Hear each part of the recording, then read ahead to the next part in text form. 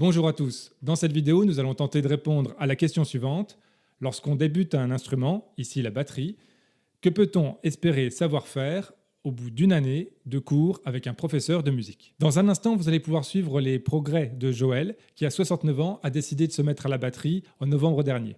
Aujourd'hui, il a donc pris 6 mois environ de cours avec moi. Mais avant de regarder Joël évoluer au fil des mois, je vais juste apporter quelques précisions.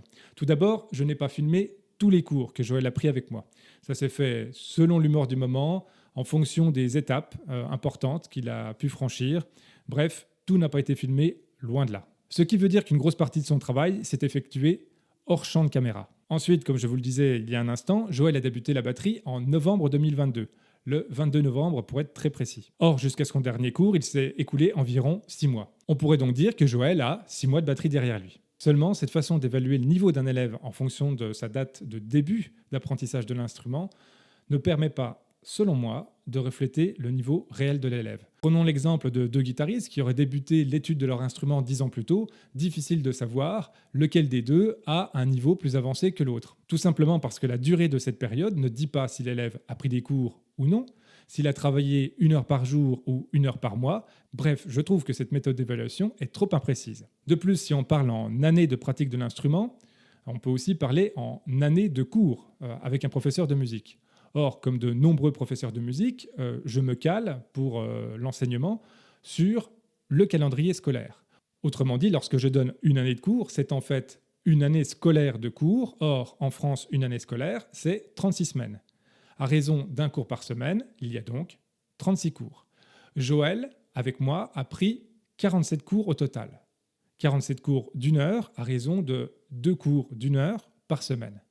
Il a donc, en 6 mois, travaillé plus en volume horaire que s'il avait pris une année de cours à raison d'1 heure hebdomadaire.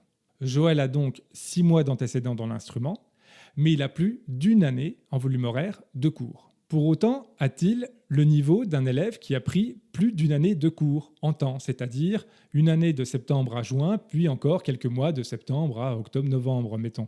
Eh bien non, parce que l'apprentissage d'un instrument requiert du temps de travail personnel et requiert du temps d'assimilation. Il faut effectivement de nombreuses heures de travail pour pouvoir assimiler correctement le cours qui a été vu la semaine précédente. Et donc, multiplier les heures de cours chez un instrumentiste débutant ne permet pas d'améliorer de manière sensible son niveau. Donc gardez bien tout cela à l'esprit en regardant cette vidéo, et si vous êtes débutant de votre instrument, que ce soit la batterie ou un autre, dites-vous bien que ce sera toujours le temps passé à travailler sérieusement votre instrument de manière la plus régulière possible, mieux vaut 5 minutes par jour qu'1 heure par semaine, qui vous fera, comme Joël, progresser rapidement. Un air, des musiques.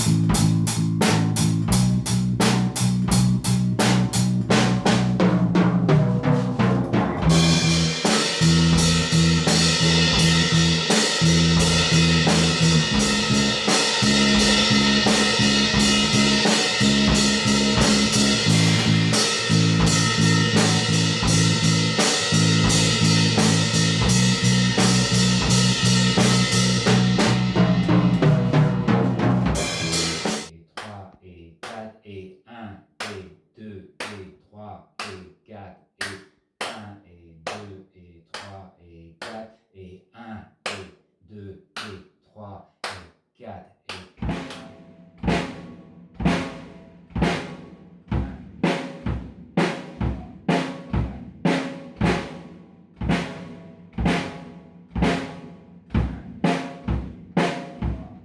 Allez, Joël. 3, Ouais. et 3, et 1, et 3,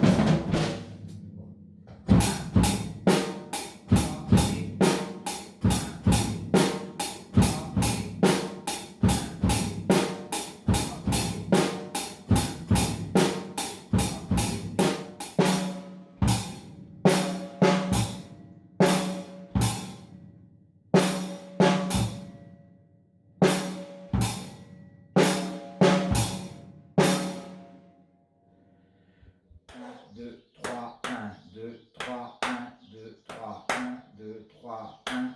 La musique. 2, 3, 2, 3, 2, 3,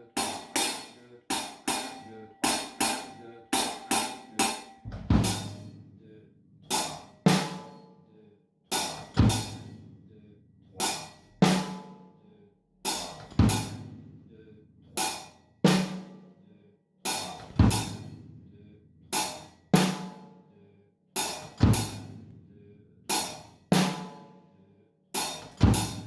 2, 3.